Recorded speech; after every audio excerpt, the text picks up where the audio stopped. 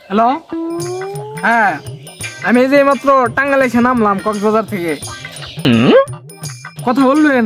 আচ্ছা সন্ধ্যার পরে আইসেন, কক্সবাজার থেকে আসলাম তো। আচ্ছা রাখি দিলে। শালার মাইন্ডসেট জ্বালায় আর থাকাই হারি না রে, ফোনটার জ্বালা একটুকা ফোনটা থুয়ে থাকা হারি। আচ্ছা বন্ধু, তোর একটা কথা কই, রাগ করিস না। আচ্ছা কি কবি ক। তুই যে টাউডেরটা তোর কথা তো আমার একটাও বিশ্বাস হয় না।